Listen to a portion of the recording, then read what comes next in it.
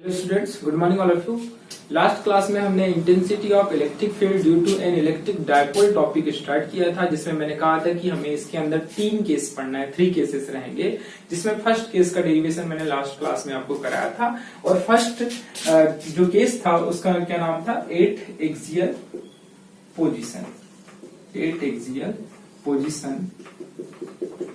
इस डेरिवेशन में हमने ये intensity of electric field due to an electric dipole 8 axial position पर निकाला था। मतलब जो इलेक्ट्रिक डायपोल है उसकी एक्सियल पोजीशन के किसी भी पॉइंट पर हमने इंटेंसिटी ऑफ इलेक्ट्रिक फील्ड की वैल्यू फाइंड आउट की थी। ठीक है, तो थोड़ा सा मैं रिवीजन करवा दे रहा हूँ लास्ट क्लास का, कि आपको कौन कौन सी इंपॉर्टेंट पॉइंट है जो आपको याद रखना है। ठीक है, ताकि आपको और अच्छे से क्लियर हो जाए। तो एक्सियल पोजीशन पे हमने जब इलेक्ट्रिक डायपोल के कारण इंटेंसिटी ऑफ इलेक्ट्रिक फील्ड की वैल्यू निकाली थी एक्सियल पोजीशन पे, तब हमने क्या किए थे, 2 चार्ज लिए थे, minus Q charge and plus Q charge. दोनों के बीच का डिस्टेंस था, यहाँ पे सेंटर लिए थे O, यहाँ से यहाँ तक का डिस्टेंस था L, यहाँ से यहाँ तक का डिस्टेंस था L। ठीक है, इतनी बातें समझ में आई। एंड टोटल डिस्टेंस क्या था, 2L। ठीक है, तो इलेक्ट्रिक डायपोल में तो ये नॉर्मल कंडीशन होती है कि टोटल डिस्टेंस 2L रहेगा और सेंटर से जो डिस्टेंस रहेगा उसको हम L मानते हैं, और दूसरे चार्ज का भी जो सेंटर से डिस्टेंस रहेगा उसे भी L मानते हैं, L कंसीडर करते हैं। ठीक है, तो इसके एक्सियल पोजीशन है, मतलब ये जो एक्सिस है, the line which is passing through the centre of this 2 charges is called axis. और इसी एक्सिस पे किसी भी पॉइंट पर यदि हम इंटेंसिटी ऑफ इलेक्ट्रिक फील्ड की वैल्यू निकालते, जैसे यहाँ पर हमने पॉइंट लिए थे P, इस P पॉइंट पर इंटेंसिटी ऑफ इलेक्ट्रिक फील्ड की वैल्यू हमने फाइंड आउट किए थे। ठीक है, पॉजिटिव चार्ज के कारण हमने ये देखे थे कि इंटेंसिटी ऑफ इलेक्ट्रिक फील्ड इस डायरेक्शन में रहेगी, जैसे हमने E1 कंसीडर किए थे, और निगेटिव चार्ज के लिए इंटेंसिटी ऑफ इलेक्ट्रिक फील्ड का डायरेक्शन इस डायरेक्शन में रहेगा, जिसे हमने E2 कंसीडर किए थे। ठीक है, यहाँ पर इसका मैग्नीट्यूड E1 का मैग्नीट्यूड ज्यादा रहेगा कंपेयर टू E2। E1 क्या रहेगा, E1 magnitude of E1 is greater than compare to E2। क्यों, इसके पीछे का क्या रीजन है, क्योंकि पॉजिटिव चार्ज के कारण जो इलेक्ट्रिक फील्ड प्रोड्यूस हो रही है उसे हमने E1 माने हैं, और पॉजिटिव चार्ज इस पॉइंट से पास में है compare to negative charge. Negative charge इस पॉइंट से बहुत ज्यादा दूर है। ठीक है, आ रहा है समझ में इतना, इसलिए E1 की वैल्यू ग्रेटर देन रहेगी E2 के। ठीक है, और जो डायरेक्शन हमारे पास आया था जो net intensity of electric field की वैल्यू आई थी, जिसमें हमने क्या किए थे, E1 माइनस E2 किए थे, और हमें जो वैल्यू मिली थी E is equal to 2kp upon R का क्यूब। ठीक है, ये हमें वैल्यू मिली थी इंटेंसिटी न्यूटन पर कूलम। ठीक, intensity of electric field at axial position पे हमें ये वैल्यू ऑब्टेन हुई थी, ये आपको याद रखना है। ठीक, इसके अलावा आपको एक और पॉइंट याद रखना है कि net intensity of electric field की वैल्यू मिली इस P पॉइंट पर, इसका डायरेक्शन क्या है। तो इसके डायरेक्शन की यदि हम बात करें, direction of net intensity of electric field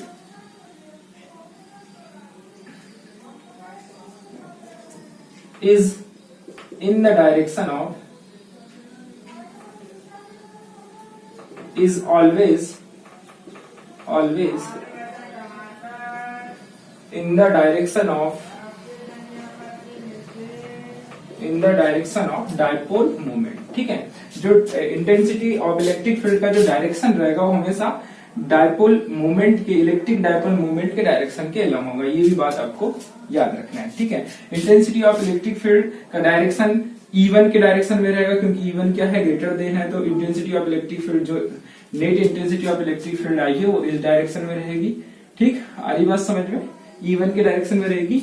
और इलेक्ट्रिक डायपोल मोमेंट का भी डायरेक्शन हमेशा निगेटिव चार्ज से पॉजिटिव चार्ज की ओर होता है, ये भी मैंने आपको बताया था। ठीक है, इसके पहले वाली क्लास में जब हम इलेक्ट्रिक डायपोल मोमेंट पढ़ रहे थे तब मैंने बताया था कि इलेक्ट्रिक डायपोल मोमेंट का डायरेक्शन कैसा होता है, निगेटिव चार्ज से पॉजिटिव चार्ज की ओर होता है हमेशा। ठीक है, तो both intensity of electric field at point P and electric dipole moment है सेम डायरेक्शन, दोनों का डायरेक्शन क्या रहेगा, सेम रहेगा। ठीक है, तो आपको 2 चीजें अच्छे से ध्यान रखना है, पहला ये पॉइंट, पहला ये फार्मूला, और दूसरा direction of intensity of electric field. ठीक है, इलेक्ट्रिक फील्ड का डायरेक्शन। ठीक, और इंटेंसिटी ऑफ इलेक्ट्रिक फील्ड की वैल्यू। ठीक है।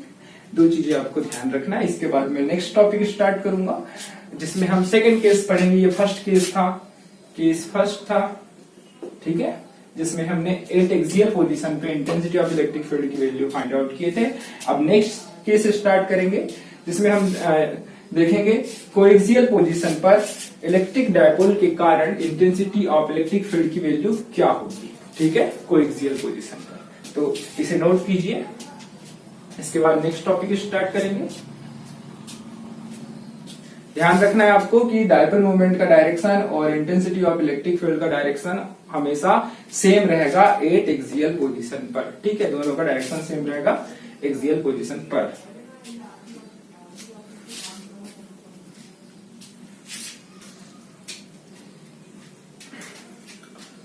नेक्स्ट टॉपिक स्टार्ट करेंगे 8 coaxial position. 8 second case 8 coaxial position, ठीक है, इसे मैं रब कर रहा हूं।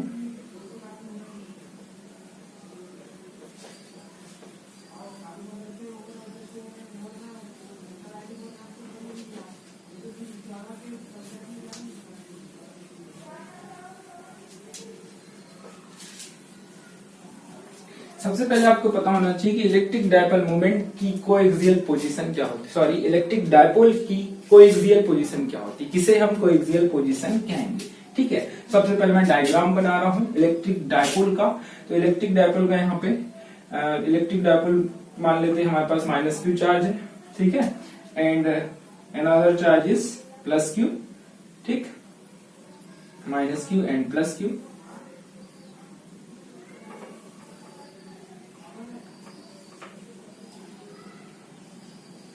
The distance between these two charges is equal to 2l, ठीक है, टोटल डिस्टेंस क्या रहेगा 2l रहेगा। और यहाँ पे हम सेंटर ले लेते हैं, इस सेंटर से दोनों चार्ज का डिस्टेंस l रहेगा, स्मॉल l, ठीक, इतनी बातें समझ में आई। अब कोएक्सियल पोजीशन का मतलब क्या होता है, तो इसको समझने से पहले कोएक्सियल लाइन के बारे में आपको पता होना चाहिए। कोएक्सियल लाइन क्या होती है, ठीक है, जैसे वहां इसके पहले वाला जो केस था उसमें हमने देखे थे 8 एक्सियल पोजीशन, तो वहां पर एक्सियल लाइन क्या होती है वो समझे थे, ठीक है। यहाँ पर आपको कोएक्सियल लाइन पता होना चाहिए। कोएक्सियल लाइन क्या होगी, the line which is passing through the centre of axial line, ये एक्सियल लाइन है, ठीक है, यहां से यहां तक the distance between these two charges is called dipole length, ठीक है, ये डायपोल लेंथ है। और जो यहां से यहां तक जो मैंने ये लाइन खींचा है इसे क्या बोलते हैं, एक्सियल लाइन बोलते हैं। The line which is passing through the centre of this two charges is called axial line, ठीक है। इस एक्सियल लाइन के सेंटर से जो लाइन क्रॉस होगी, जो परपेंडिकुलर लाइन ड्रा करेंगे हम, ठीक, इसके सेंटर से जो परपेंडिकुलर लाइन ड्रा करेंगे, ये परपेंडिकुलर लाइन ड्रा कर रहा हूं मैं इसके सेंटर से, इसके सेंटर को हम मान लेते O। तब हम इसको यदि डिफाइन करें कोएक्सियल लाइन को, तो हम इस तरीके से बोलेंगे, the line which is passing through the centre of axial line passing through perpendicular through the centre of axial line, ठीक है, मतलब ऐसी लाइन जो परपेंडिकुलर हो एक्सियल लाइन के और एक्सियल लाइन के सेंटर से पास हो रही है, ठीक है, परपेंडिकुलर है, यहाँ पे 90 का एंगल बन रहा है, ठीक। इस लाइन को बोला गया है कोएक्सियल लाइन। और इसी लाइन के किसी भी पॉइंट पर हमको इंटेंसिटी ऑफ इलेक्ट्रिक फील्ड निकालना है, ठीक है, आ रही बात समझ में। तो एक कोई भी पॉइंट हम कंसीडर कर लेते हैं, मैंने यहाँ पर एक पॉइंट ले लिया, पॉइंट P, ठीक है, ये पॉइंट P है। इस P पॉइंट पर हमको इंटेंसिटी ऑफ इलेक्ट्रिक फील्ड की वैल्यू फाइंड आउट करना है, ठीक। यहां से इसका डिस्टेंस ले लेते हैं हम r, इस P पॉइंट का डिस्टेंस हमने कंसीडर कर लिए, सेंटर से r है, ठीक है, और यहां से इस चार्जेस दोनों साइड से, दोनों चार्ज के साथ इसे, इस लाइन को, इस पॉइंट को मिला रहे हैं, ठीक। यहां से यहां तक का डिस्टेंस हम मान लेते हैं x, ठीक है, यहां से यहां तक का डिस्टेंस है x, इस साइड x, तो इस साइड भी x ही होगा, ठीक। इतनी बातें समझ में आई। इस डायग्राम को नोट करिए। डायग्राम यदि आपको समझ में आ रहा है तो इंटेंसिटी ऑफ इलेक्ट्रिक फील्ड की वैल्यू बहुत आसानी से कैलकुलेट की जा सकती है। ठीक है, अब यहाँ पे आप ध्यान दी, पहले तो इस डायग्राम को नोट कीजिए, थोड़ा डायग्राम बड़ा बनाइएगा। ठीक, हमने क्या की, यहाँ पे माइनस क्यू चार्ज है, यहाँ पे प्लस क्यू चार्ज है, दोनों के बीच का डिस्टेंस कितना लिए 2l, इस सेंटर से इस चार्ज का डिस्टेंस l है, इस सेंटर से इस चार्ज का डिस्टेंस l है। ठीक है, और इस जो सेंटर है इसमें से जो लाइन पासेस हुई है इसे कोएक्सियल लाइन कहा गया है। इस पर एक पॉइंट P कंसीडर किए है, इस P पॉइंट पर हमको इंटेंसिटी ऑफ इलेक्ट्रिक फील्ड की वैल्यू फाइंड आउट करना है। इस P पॉइंट का जो दोनों चार्ज है उससे डिस्टेंस हमने कंसीडर किए x। ठीक है, यहाँ भी x और यहाँ भी x, and the distance between centre of axial line and point P is equal to r। इसको हमने r माने, यहाँ से यहाँ तक की डिस्टेंस को r माने हैं। ठीक है, अब यहाँ पर ध्यान से देखिए, intensity of electric field due to positive charge at point P। P point पर पॉजिटिव चार्ज के कारण इंटेंसिटी ऑफ इलेक्ट्रिक फील्ड का डायरेक्शन क्या रहेगा। ठीक है, जैसे पॉजिटिव चार्ज है हमारे पास, तो पॉजिटिव चार्ज के कारण जो इलेक्ट्रिक फील्ड का डायरेक्शन कैसा रहता है, हमेशा आउटवर्ड रहता है। ठीक है, ये मैंने लास्ट क्लास में भी आपको बताया था, स्टार्टिंग से आपको बताते आ रहा हूँ कि पॉजिटिव चार्ज का कि इलेक्ट्रिक फील्ड का डायरेक्शन क्या रहेगा, अवे फ्रॉम चार्ज, मतलब कि चार्ज से दूर जाएगा। ठीक, तो यहां पर मैंने इसका डायरेक्शन बना लिया, इसी को आगे, इसी लाइन को आगे ड्रा करना है आपको। ठीक,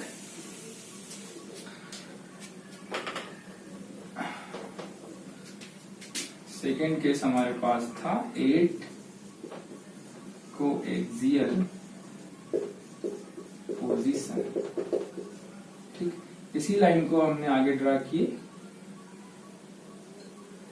इसे हमने मान लिए E1।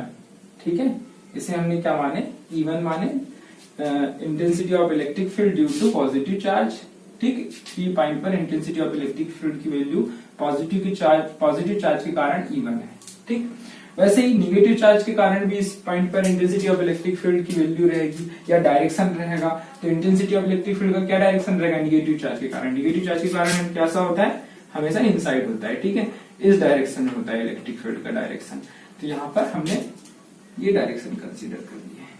ठीक, तो ये हो गया हमारे पास E2। ठीक है, इसे E1 माने, इसे E2 माने। ठीक,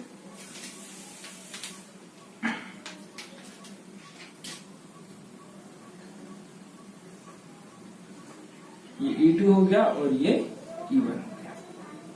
ठीक है, इस डायग्राम को अच्छे से नोट करिए।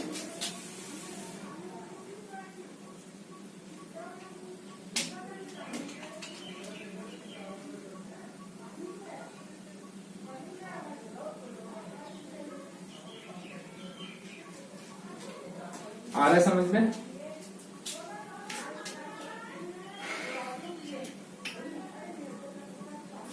अब यहां से हम, ये E1 का डायरेक्शन है, ये E2 का डायरेक्शन है, दोनों का डायरेक्शन अलग अलग है। तो net intensity of electric field का डायरेक्शन क्या होगा, ये इनका रिजल्टेंट होगा। मतलब E1 और E2 के डायरेक्शन का जो रिजल्टेंट डायरेक्शन होगा, उस डायरेक्शन पे net intensity of electric field का डायरेक्शन रहेगा। तो वो डायरेक्शन कौन सा कहलाएगा, इस डायरेक्शन में। ठीक है, इस डायरेक्शन में net intensity of electric field का डायरेक्शन रहेगा। ठीक, आ रहा है समझ में इतना? इन दोनों के का जो रिजल्टेंट रहेगा, इन दोनों का रिजल्टेंट क्या माने हमने, E मान लिया। ठीक है, ये net intensity of electric field है, क्योंकि यहाँ पर E1 का डायरेक्शन भी अलग है, E2 का भी डायरेक्शन अलग है। जब इसका वेक्टर सम करेंगे तो वेक्टर सम करने के बाद हम E की वैल्यू फाइंड आउट करेंगे, net intensity of electric field निकालने के लिए। ठीक है, यहां से इस डायग्राम में ये जो एंगल बन रहा है, इसे हमने मान लिए थीटा। यहाँ पर जो ये एंगल बन रहा है, इसे हमने मान लिए थीटा। ठीक है, तो ये जब थीटा है तो ये वाला एंगल भी थीटा रहेगा। ठीक, ये थीटा, तो ये वाला एंगल भी क्या रहेगा, थीटा रहेगा। क्यों रहेगा, क्योंकि ये पैरेलल लाइन है और ये दोनों आपस में पैरेलल लाइन है और इनके बीच से एक लाइन ड्रॉ हो रही है। तो ये जो एंगल बन रही है, अल्टरनेट अपोजिट एंगल बनेंगे। ठीक है, अल्टरनेट अपोजिट एंगल हमेशा क्या होते हैं, इक्वल होते हैं। तो ये थीटा, तो ये एंगल भी थीटा, तो ये वाला एंगल भी क्या रहेगा, थीटा रहेगा। क्यों थीटा रहेगा, क्योंकि यहाँ पर हम resultant intensity of electric field के, मतलब ये जो टोटल एंगल यहाँ से E1 और E2 के बीच में जो टोटल एंगल है इसे 2 इक्वल पार्ट में डिवाइड किया, यहां से इक्वल पार्ट्स में डिवाइड किया गया है, ठीक है, क्योंकि ई क्या है, रिजल्टेंट है ना E1 E2 का, तो ये थीटा तो ये भी थीटा, ये दोनों एंगल इक्वल रहेंगे, ठीक। अब यहाँ पर ये वाला एंगल थीटा है तो ये वाला एंगल भी क्या रहेगा, थीटा रहेगा, ठीक। ये एंगल थीटा तो ये एंगल भी थीटा। क्यों रहेगा थीटा, क्योंकि यहाँ पर भी ये पैरेलल लाइन है, ये पैरेलल लाइन है, इस लाइन को आगे ड्रॉ करोगे और ये लाइन आगे ड्रॉ करोगे तो ये दोनों एंगल भी यहाँ पर इक्वल रहेंगे, ठीक। आ रही बात समझ में इतनी, ठीक है। इस डायग्राम को नोट कीजिए। इसके बाद हम अब डेरिवेशन करेंगे।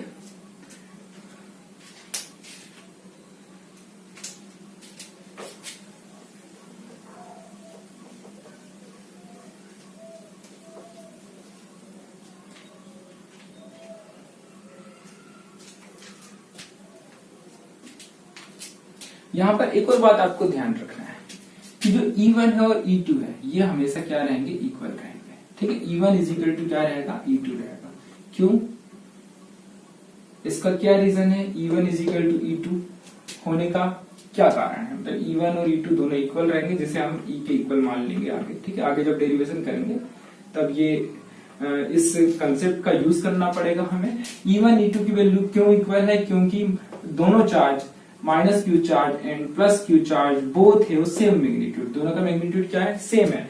और प्लस क्यू चार्ज से ये जो पॉइंट है, इस पॉइंट का डिस्टेंस x है, और माइनस क्यू चार्ज से जो पॉइंट हमने P कंसीडर किए है इसका डिस्टेंस क्या है, x है। तो दोनों क्या है, इक्वल है, ये भी x ये भी x, ठीक है। मतलब इस P पॉइंट का डिस्टेंस दोनों चार्ज से इक्वल है, ठीक है। इसीलिए इस P पॉइंट पर इंटेंसिटी ऑफ इलेक्ट्रिक फील्ड की जो वैल्यू रहेगी निगेटिव चार्ज और पॉजिटिव चार्ज के कारण सेम रहेगी। क्यों सेम रहेगी, समझ में आया, क्योंकि डिस्टेंस भी सेम है इस P पॉइंट का दोनों चार्ज से, और दोनों चार्ज का मैग्नीट्यूड भी सेम है, ठीक, मैग्नीट्यूड भी सेम है, डिस्टेंस भी सेम है। इसीलिए E1 और E2 की जो वैल्यू रहेगी वो हमेशा सेम रहेगी, ठीक है। ये बात भी आपको ध्यान रखना है, मैंने यहाँ पे नोट कर दिया। अब इसका डेरिवेशन करने जा रहे हैं। Intensity of electric field, intensity of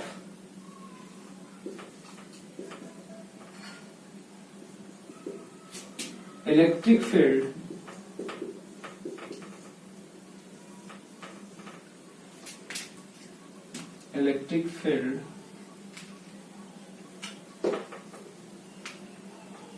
at point P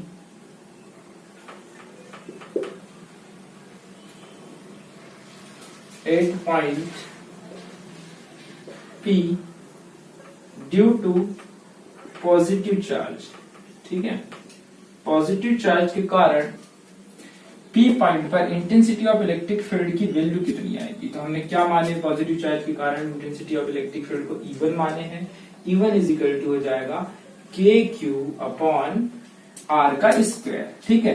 तो यहाँ पे R का स्क्वायर नहीं लेंगे हम, इस चार्ज से इस चार्ज के बीच का डिस्टेंस लेंगे। पॉजिटिव चार्ज से इस P पॉइंट का डिस्टेंस कितना है, x है, तो यहाँ पर क्या हो जाएगा, x का स्क्वायर हो जाएगा। आ रहा है समझ में, ये इंटेंसिटी ऑफ इलेक्ट्रिक फील्ड का फार्मूला होता है। इंटेंसिटी ऑफ इलेक्ट्रिक फील्ड होता है KQ अपॉन R का स्क्वायर। तो यहाँ ये इस पॉजिटिव चार्ज से इस P पॉइंट का डिस्टेंस क्या है, x है, ठीक, और R डिस्टेंस हमने ये वाला कंसिडर किया है। तो यहाँ पर x लेते हुए चलेंगे, आप x स्क्वायर लिखेंगे, ठीक है। ध्यान रखिएगा R की जगह क्या आएगा, x स्क्वायर आएगा, ठीक। अब x स्क्वायर की वैल्यू क्या होगी ये हमको पता होना चाहिए, ठीक है। इतनी बातें समझ में आई। E1 की वैल्यू क्या हो जाएगी, KQ अपॉन x का स्क्वायर। अब x स्क्वायर की भी कुछ वैल्यू होगी, उसे मैं आपको बताता हूं अभी। यहाँ पर आप ध्यान से देखिए, जो ट्रायंगल दिख रहा है, जो ट्रायंगल है ये, इस ट्रायंगल में ये यहाँ पर 90 का एंगल बन रहा है, ठीक है। इस साइड भी 90 का एंगल बन रहा है, इस साइड भी 90 का एंगल बन रहा है। तो यहाँ पर यदि हम पाइथागोरस थ्योरम अप्लाई करें, ठीक, पाइथागोरस थ्योरम यदि हम अप्लाई करें तो हम क्या लिख सकते हैं, एक्स स्क्वायर, यहाँ पे लिख रहा हूं मैं, इसको आगे लिखता हूं, x square is equal to x square is equal to r square plus L square, r square plus L square, ठीक है। ये पाइथागोरस थ्योरम से आया। By Pythagoras theorem x square is equal to क्या हो जाएगा, r square plus L square, क्योंकि ये क्या है, हाइपोटेनियस है, ये परपेंडिकुलर है और ये बेस है। ठीक है, तो x square is equal to क्या हो जाएगा, r square plus L square. ठीक है, इतनी बातें समझ में आई। तो यहाँ पर एक्स स्क्वायर की जगह हम क्या पुट करेंगे, r square plus L square put करेंगे। तो E1 की वैल्यू हमारे पास हो जाएगी, E1 इज इक्वल टू हो जाएगा k Q upon are square plus L square. ठीक है, तो ये हो गई हमारे पास फर्स्ट इक्वेशन। ठीक, आ रही बात समझ में। और मैंने ये बोला हूं कि E1 इज इक्वल टू क्या है, E2 है, तो E2 की वैल्यू भी इतनी ही आना चाहिए, तो निकाल के देख लेते हैं। ठीक है, intensity of electric field, intensity of electric field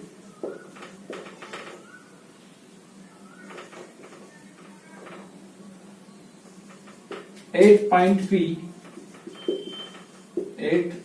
P due to negative charge. अब निगेटिव चार्ज के कारण हम P पॉइंट पर इंटेंसिटी ऑफ इलेक्ट्रिक फील्ड की वैल्यू निकालेंगे। कितनी माने हमने, E2 माने। ठीक है, निगेटिव चार्ज के कारण जो इंटेंसिटी ऑफ इलेक्ट्रिक फील्ड की वैल्यू हमने क्या माने हैं, E2 माने हैं। तो E2 इज इक्वल टू क्या हो जाएगा, के क्यू।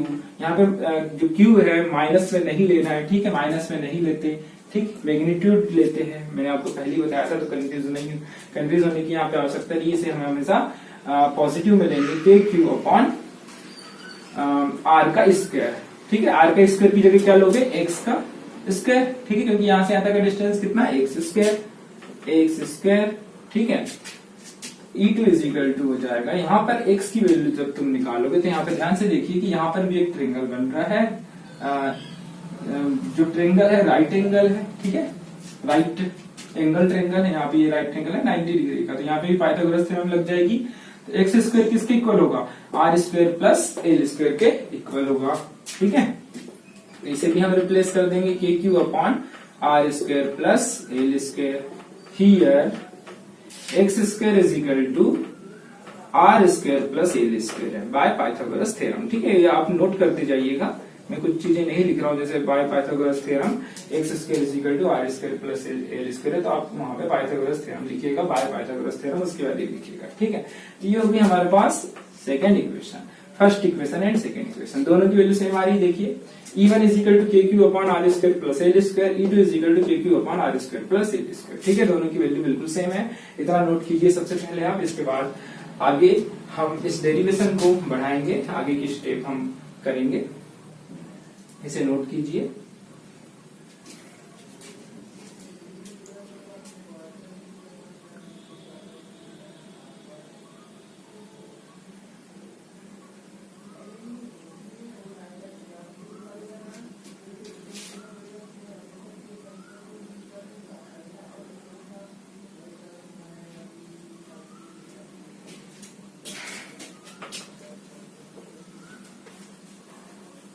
अब इस डायग्राम में ध्यान से देखिए, इस डायग्राम में ये जो डायग्राम है E1 E2 का, इसे मैं अलग से यहाँ पे ड्रा करूंगा, क्योंकि यहीं से अब आपको आगे की स्टेप करना है। इस डायग्राम को मैं अलग से बना रहा हूं। ये E1 है और ये E2 है। ठीक है, E1 E2 और resultant intensity of electric field का डायरेक्शन ये हमारे पास है E। ठीक, यहां पर एंगल है थीटा और यहां पर भी एंगल है थीटा।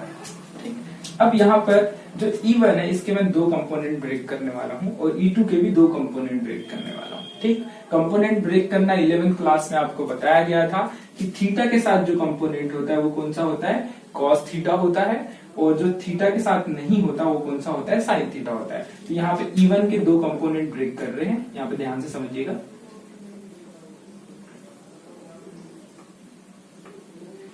E1 और ये वाली कंडीशन यहाँ पे अप्लाई करेंगे, इसे ध्यान से समझने की कोशिश करना। ये वाली कंडीशन अप्लाई करें, E1 is equal to E2 is equal to E है, तो क्या मैं E1 और E2 की जगह E लिख सकता हूं?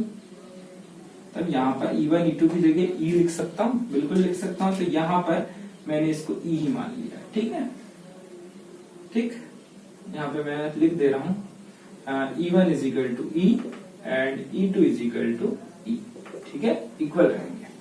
तो इसके जब मैं कंपोनेंट ब्रेक करूंगा तो क्या कंपोनेंट बन जाएगा, इस साइड वाला क्या कंपोनेंट, अभी E1 के ब्रेक कर रहे हैं, ठीक है, तो E1 यहां पर साइन थीटा रहेगा, ठीक है, E1 साइन थीटा, और इसी को मैं क्या लिख सकता हूं, E साइन थीटा। आया समझ में, E साइन थीटा क्यों लिखा, क्योंकि E1 E के इक्वल है ना, तीनों इक्वल है, E साइन थीटा।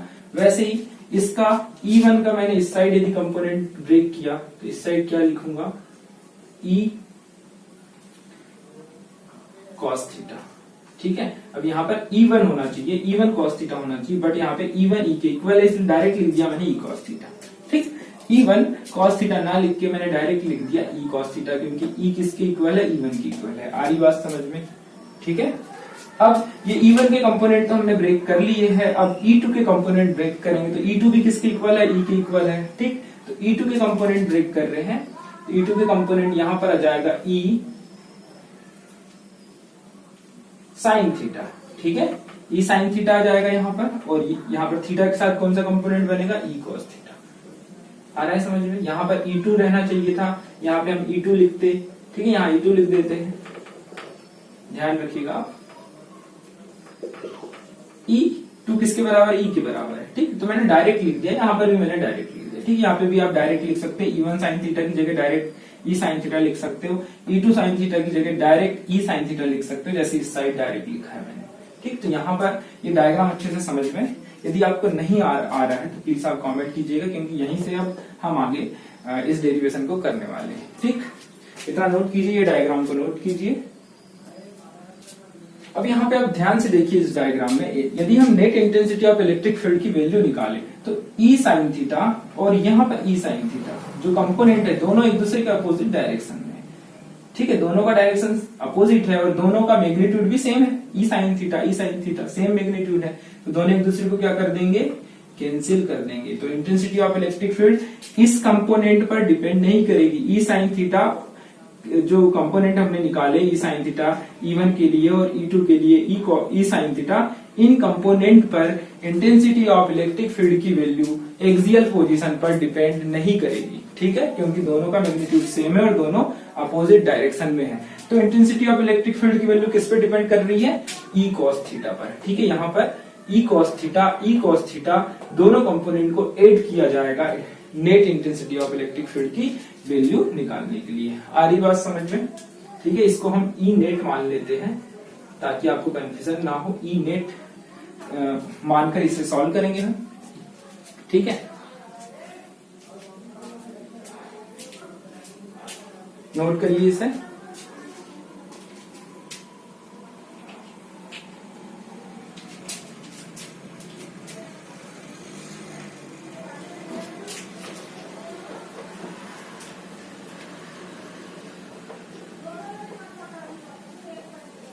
अब इस डायग्राम में देखते जाइए, net intensity of electric field की वैल्यू क्या हो जाएगी, E cos theta plus E cos theta, ठीक है। आरी बात समझ में, क्योंकि दोनों का डायरेक्शन सेम है, दोनों कंपोनेंट का डायरेक्शन सेम है, तो E नेट क्या आ जाएगा, E cos theta plus E cos theta, और ये दोनों तो कैंसिल हो गए, ठीक है। E साइन थीटा और E साइन थीटा तो कैंसिल हो गए आपस में। तो net intensity of electric field क्या हो गई, E cos theta plus E cos theta is equal to 2E cos theta, लिख सकते हैं ऐसा, E plus E 2E cos theta, E net is equal to 2E cos theta. अब यहाँ पर हमको सारी वैल्यू रखना है, तो हमने पहले ही बताया था कि E1 is equal to E2 है, इज इक्वल टू E है। E1 की वैल्यू और E2 की वैल्यू दोनों इक्वल है, और E1 की वैल्यू कितनी हमने लिए थे, E1 इज इक्वल टू कितनी आई थी, KQ/R का स्क्वायर प्लस L का स्क्वायर, यही वैल्यू थी। E2 की वैल्यू भी यही थी, KQ/R square plus L square, ठीक है। हमने पहले निकाल के आपको बताए थे, ठीक है। इसे फर्स्ट इक्वेशन दिए थे, इसे सेकंड इक्वेशन दिए थे। तो E की वैल्यू क्या रहेगी, E इज इक्वल टू भी क्या हो जाएगा, KQ/R square plus L square, क्योंकि तीनों क्या है, इक्वल है, ठीक। तो ये E की वैल्यू यहाँ पुट कर देंगे, फिर उसके बाद cos थीटा की वैल्यू भी अभी मैं निकाल के बताऊंगा, ठीक है। तो E net is equal to यहां पर हो जाएगा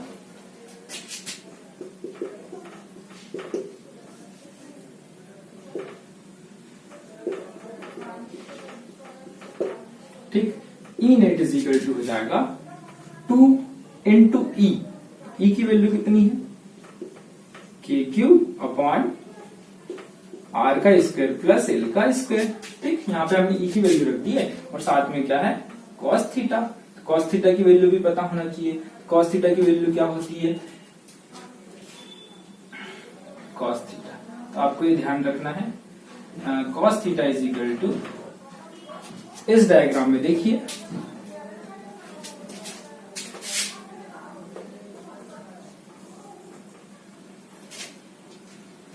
बेस अपॉन हाइपोटेन्यूज। ठीक है, ये कॉस थीटा की वैल्यू होती है। इस डायग्राम में देखिए ये 90 का एंगल बन रहा है, तो बेस क्या है एल है। ठीक, ये बेस है और हाइपोटेन्यूज क्या है एक्स है, तो हम क्या लिखेंगे एल अपॉन एक्स। आ रही बात समझ में।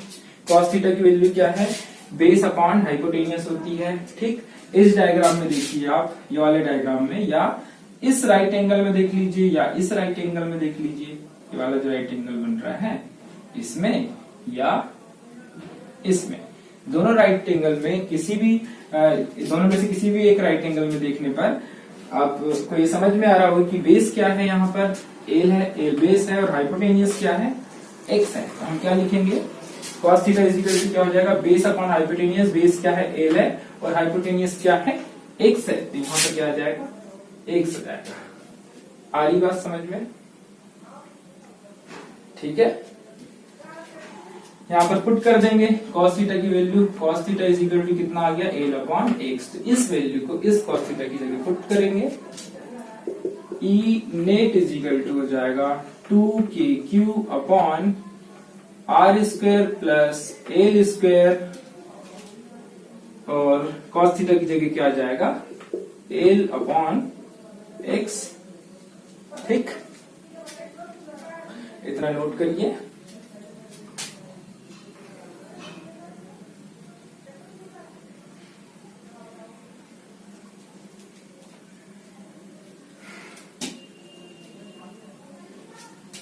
Next step, E net is equal to 2kq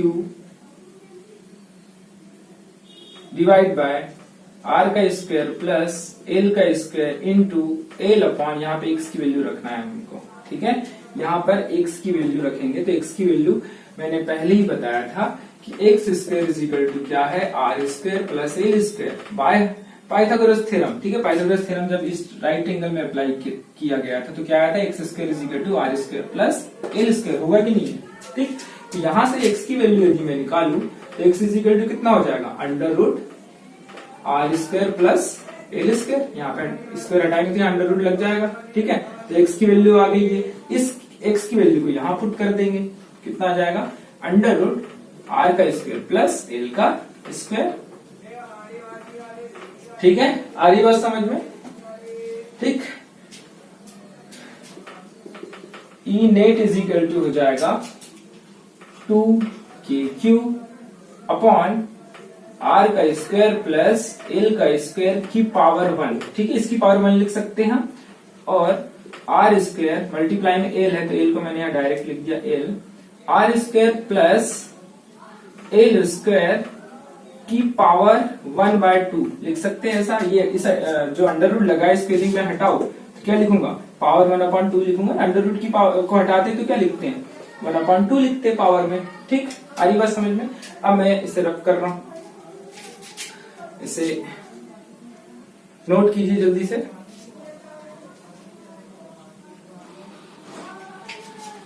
जो मैंने इधर इंपॉर्टेंट कंसेप्ट नोट कराया है इसे नोट कर लीजिए ताकि आपको पता चले कि हमने कहां से कब कौन सी वैल्यू कैसे पुट किए हैं।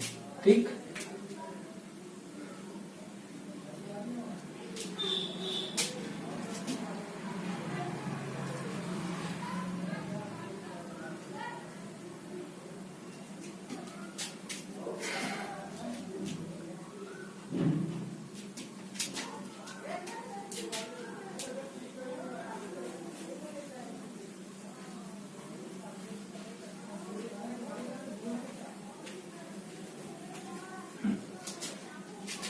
आगे की step,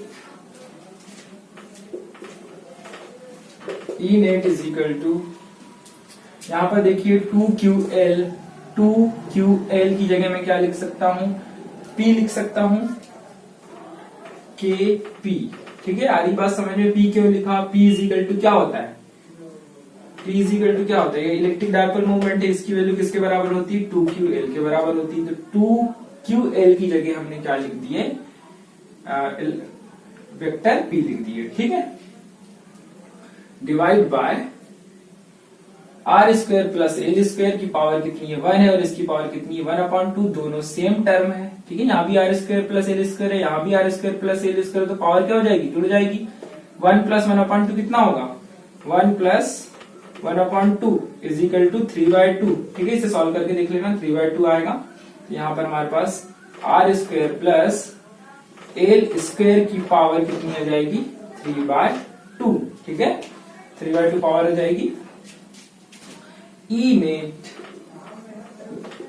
net is equal to, अब हम यहां पे कंसीडर करेंगे, लेट एज्यूम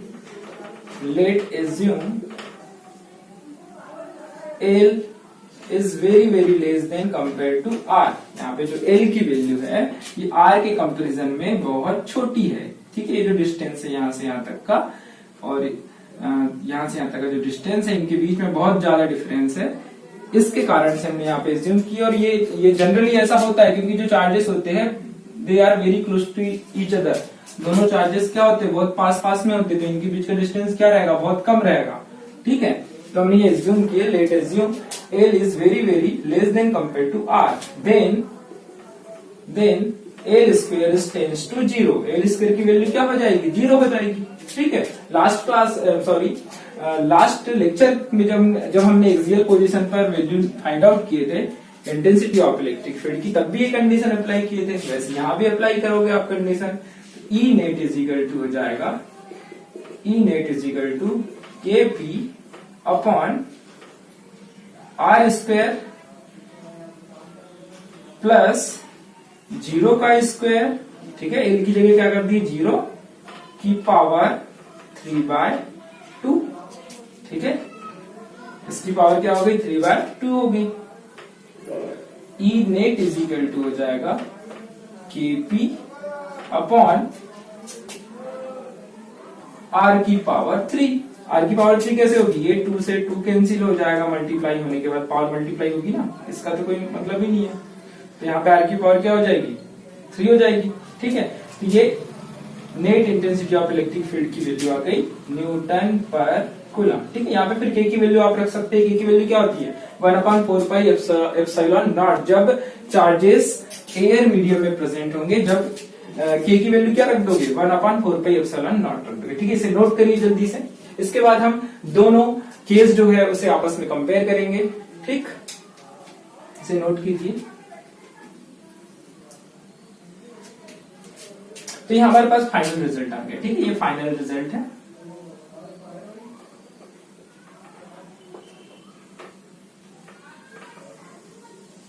हाँ, यहाँ पे K की वैल्यू मैंने अभी नहीं लिखा है, आप लिख दे, आप नोट मतलब K की जगह K की वैल्यू पुट कर दीजिए, या मैं आगे की स्टेप में भी करवाऊंगा आपको।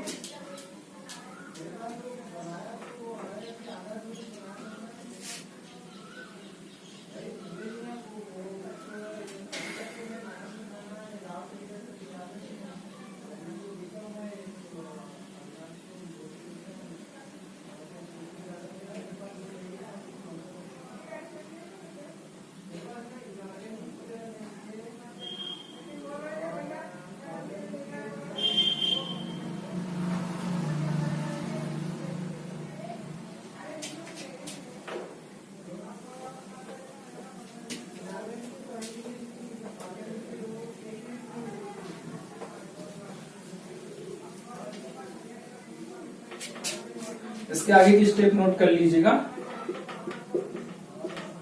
ई नेट इज इक्वल टू आ जाएगा हमारे पास 1/4πε0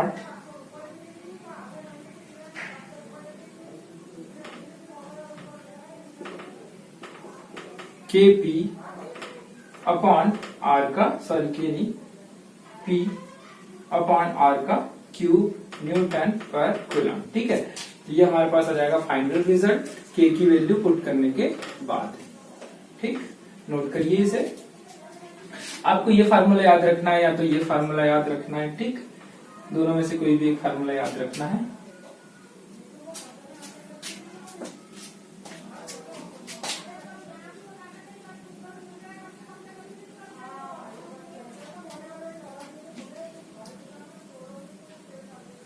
अब इसके बाद हमने जो दोनों पॉइंट पढ़े, दोनों केस जो पढ़े, first case and second case, दोनों का आपस में कंपेयर करेंगे। ठीक, ताकि आपका कंसेप्ट और अच्छे से क्लियर हो जाए। ठीक है, तो इसे मैं रब कर रहा हूं, जल्दी से नोट करिए।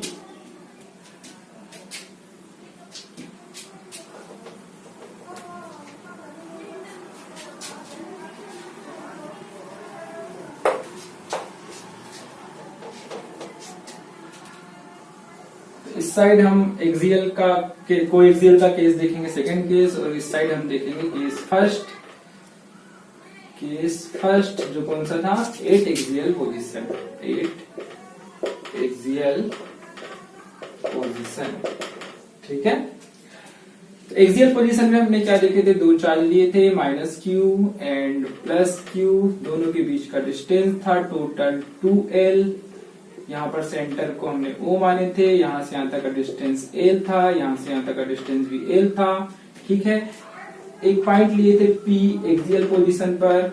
इस P पॉइंट पर हमने इंटेंसिटी ऑफ इलेक्ट्रिक फील्ड की वैल्यू निकाले थे, E net is equal to, ठीक है, नेट नहीं भी लिखे तो चलेगा, इंटेंसिटी, क्योंकि मैंने जब डेरिवेशन कराया था तब यहाँ पे E लिखा था, तो E नेट भी लिख सकते हो, E भी लिख सकते हो।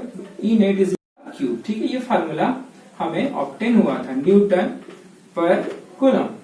ठीक, न्यूटन पर कूलम। और डायरेक्शन क्या था इसका, डायरेक्शन की यदि हमने बात की है तो क्या था, direction along electric dipole moment के ही डायरेक्शन में था net intensity of electric field का डायरेक्शन। ठीक है, मतलब intensity of electric field and electric dipole moment both have same direction, दोनों का डायरेक्शन क्या था, सेम डायरेक्शन था।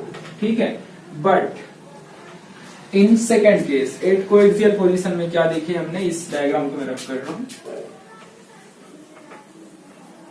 कोएक्सियल पोजीशन में हमने इंटेंसिटी ऑफ इलेक्ट्रिक फील्ड की वैल्यू क्या निकाले, E net is equal to KP upon R का क्यूब न्यूटन पर कूलम। ठीक है, KP, यहाँ पे K की वैल्यू नहीं लिखा हूं मैंने यहाँ पे।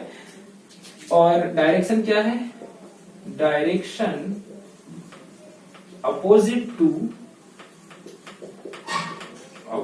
To electric dipole moment. Electric dipole moment का डायरेक्शन क्या होता है, निगेटिव चार्ज से पॉजिटिव चार्ज की ओर। ठीक, लेकिन इंटेंसिटी ऑफ इलेक्ट्रिक फील्ड का डायरेक्शन क्या है, कोएक्सियल पोजीशन में इसके जस्ट अपोजिट है, इसलिए मैंने लिखा डायरेक्शन क्या रहेगा, opposite to electric dipole moment. मतलब both have intensity of electric field and electric dipole moment both have opposite direction to each other, मतलब दोनों का डायरेक्शन एक दूसरे के अपोजिट रहेगा। ठीक, यहाँ पर देखिए E नेट की वैल्यू क्या आ गई, KP अपॉन R का क्यूब, यहाँ पे क्या आई है 2KP अपॉन R का क्यूब। मतलब कि यदि सेम डिस्टेंस हम ले, यहाँ पर जो R की वैल्यू है और यहाँ पर जो x की वैल्यू हमने यहाँ पे x की वैल्यू ली थी, इस पॉइंट से इस पॉइंट के बीच की वैल्यू क्या माने थे, x माने थे। ठीक है, सॉरी R माने थे। ठीक है, तो यहाँ पर R की वैल्यू यदि सेम हो जाए, ये R की वैल्यू और ये R की वैल्यू सेम हो जाए, तो उस कंडीशन पर net intensity of electric field 8 axial position पर ज्यादा आ रही है। देखिए ट्वाइस आ रही है ना, इससे यहाँ KP है, KP अपॉन R क्यूब है, यहाँ पर क्या है 2KP अपॉन R क्यूब है। ये आपको ध्यान रखना है। ठीक है, इसे नोट करिए। तो ये दोनों टॉपिक कंप्लीट हुए। इसके बाद हम थर्ड केस पढ़ेंगे नेक्स्ट क्लास में। आज की क्लास हम यहीं पे एंड करते हैं। Thank you.